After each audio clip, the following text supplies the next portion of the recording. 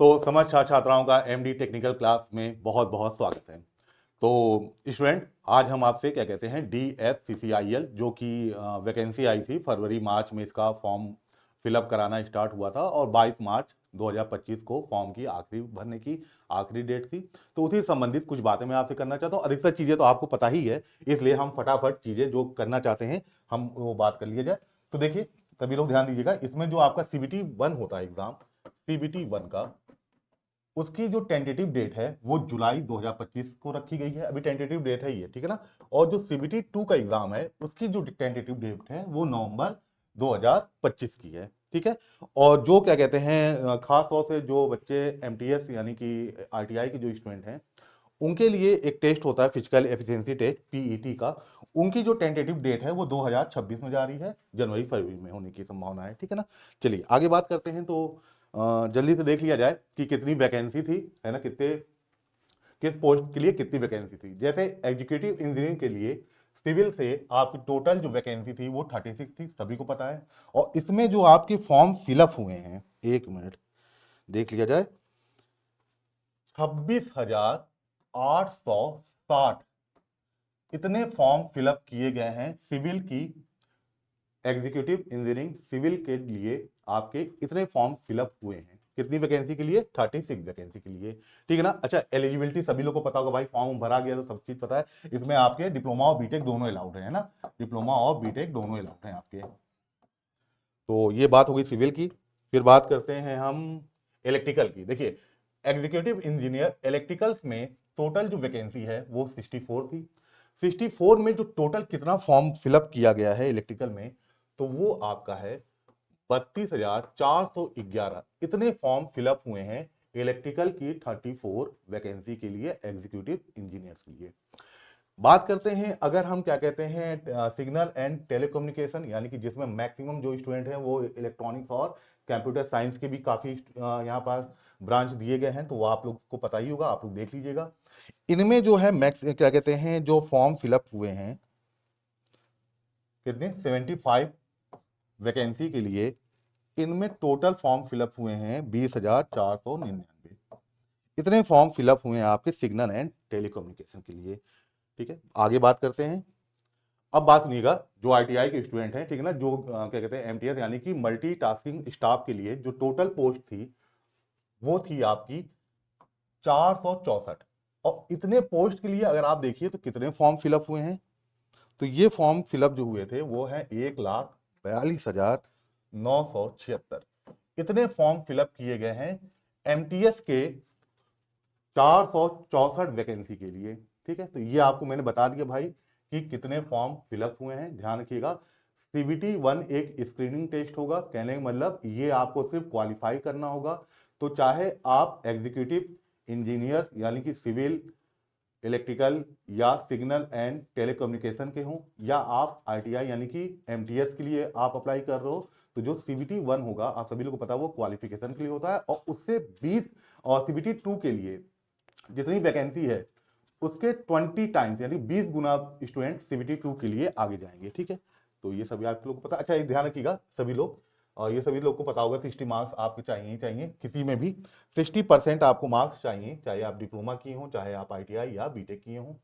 Age limit ऐसी कोई बात ही नहीं, सब तो आप लोग सभी को पता होगा। अब जहाँ देखिए कि इसमें कौन कौन से पेपर होने हैं, तो सिर्फ आपका जो PET का टेस्ट है, PET फिजिकल एफिशिएंसी टेस्ट, ये सिर्फ आपका MTS के एग्जाम में ही मतलब ये टेस्ट कंडक्ट कराया जाएगा। बाकी आपके चाहे मैनेजर की पोस्ट हो या एग्जीक्यूटिव इंजीनियर्स की पोस्ट हो, इनमें आपको सिर्फ CBT 1 CBT 2 और इसके बाद डॉक्यूमेंट वेरिफिकेशन और मेडिकल टेस्ट होंगे, ठीक है ना। तो जो PET का एग्जाम है वो सिर्फ MTS के लिए है। चलिए भाई आगे चलते हैं, क्या बातें हैं और। हाँ ठीक है, ये सब तो आप लोगों को पता ही है, कितनी वो तो मैं बता दिया। अब बात करते हैं भैया कि जो CBT 1, ध्यान सुनिएगा, CBT 1 ये सब कॉमन फॉर मतलब सेम फॉर ऑल कह सकते हैं, सेम फॉर ऑल। कहने का मतलब चाहे आप एग्जीक्यूटिव इंजीनियर किसी भी ब्रांच के हों, चाहे आप MTS के लिए क्या कहते हैं तैयारी कर रहे हो, आपका जो CBT 1 है उसमें आपके ये सब्जेक्ट पूछे जाएंगे। कौन कौन से? Mathematics, general evidence, general science, logical reasoning और रेलवे के जो बेसिक नॉलेज है DFCCIL का, उससे संबंधित आपके इस टॉपिक से इतने क्वेश्चंस आपसे पूछे जाएंगे। टोटल क्वेश्चन आपके सीबीटी 1 में 100 क्वेश्चन हैं और प्रत्येक क्वेश्चन 1 मार्क्स के हैं, ध्यान रखिएगा। अब बात करते हैं सीबीटी 2 की। सीबीटी 2 में भी आपके, ध्यान सुनिएगा, तो इसमें टेक्निकल और नॉन टेक्निकल दोनों पोर्शन है। अब जो नॉन टेक्निकल का पोर्शन है, ध्यान रखिएगा, उसमें आपसे टोटल 24 मार्क्स के क्वेश्चन पूछे जाएंगे टोटल, और जो टेक्निकल का जो पोर्शन है उससे आपसे 96 मार्क्स का क्वेश्चन पूछा जाएगा। टोटल ये जो पेपर है सीबीटी 2, ये आपका होगा 120 क्वेश्चन होंगे और प्रत्येक क्वेश्चन 1 नंबर के होने से इसके मार्क्स भी कितने होंगे, 120। ठीक है, तो ये है सीबीटी 1 और ये है सीबीटी 2 का आपका पूरा शेड्यूल। ठीक है, अब बात करते हैं, अगर देखिए ध्यान से समझिएगा, मैं मैनेजर की बात तो नहीं कर रहा हूं क्योंकि वो अलग कैटेगरी के स्टूडेंट हैं, उन लोग अपना देख लीजिएगा आप लोग। बाकी जो सिविल इंजीनियरिंग के हैं, ध्यान सुनिएगा, सिविल इंजीनियरिंग के स्टूडेंट जो हैं उनके लिए पार्ट सेकेंड में जो 96 क्वेश्चन आने हैं, उनके स्पेशल जितने भी आपके सब्जेक्ट हैं, बेसिकली जो टेक्निकल या कह लीजिए ब्रांच वाइज जो आपके सब्जेक्ट होते हैं उन पे आधारित है। और जो 24 क्वेश्चन आने हैं वो आपके सिंपल वही हैं जो कि आप सीबीटी 1 के लिए तैयार कर रहे थे। बात करते हैं इलेक्ट्रिकल इंजीनियरिंग की, तो इलेक्ट्रिकल इंजीनियरिंग में भी सेम वही चीज है, 24 क्वेश्चन जो नॉन टेक के हैं वो कॉमन है सीबीटी 2 के, और जो 96 क्वेश्चन है उसके लिए देखिए आपको सब्जेक्ट जैसे पावर ट्रांसमिशन एंड डिस्ट्रीब्यूशन दिया है, सर्किट एनालिसिस, कंट्रोल सिस्टम, ये सारी चीजें बात कर रहे हैं। तो मैं थोड़ा सा आपको बता दूं, जल्दी से मैं बता दूं, अगर आप इलेक्ट्रिकल इंजीनियरिंग के हैं, इलेक्ट्रिकल इंजीनियरिंग डिप्लोमा हो या बीटेक है, आपका 60% से अगर ऊपर का मार्क्स है तो आप ये फॉर्म फिलअप कर सकते थे, किया भी होगा।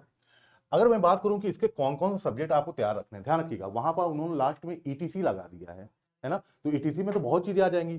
तो बेसिकली आपको पढ़ना क्या है इलेक्ट्रिकल इंजीनियरिंग में, तो सबसे ज्यादा जो सबसे महत्वपूर्ण भाई वो है बेसिक इलेक्ट्रिकल, बेसिक इलेक्ट्रिकल। ठीक है ना, कोई भी एग्जाम दीजिए आप विदाउट बेसिक इलेक्ट्रिकल, इसी में आपका भैया नेटवर्क एनालिसिस और सर्किट सारी चीजें इसी में इन्वॉल्व हो जाती हैं। फिर बात करते हैं हम मेजरमेंट की, जिसे हिंदी में हम लोग मापन कहते हैं। और कौन से सब्जेक्ट होंगे भाई, जैसे इलेक्ट्रिकल मशीन इन्वॉल्व हो जाएगा, पावर सिस्टम,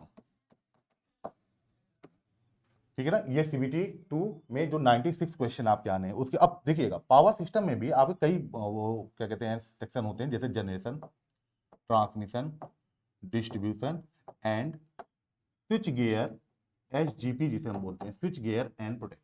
इससे भी क्वेश्चन आपके बनेंगे ही, जाहिर सी बात है, जब पूरा पावर सिस्टम है तो स्विच गियर प्रोटेक्शन आएगा ही आएगा। फिर अब उन्होंने देखिए कंट्रोल सिस्टम दिया है, कंट्रोल सिस्टम।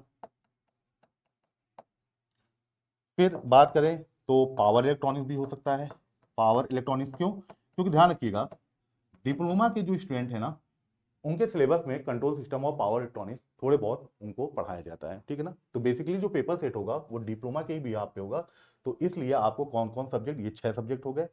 ऐसे ही आपका बेसिक इलेक्ट्रॉनिक्स ले लीजिए, बेसिक इलेक्ट्रॉनिक्स,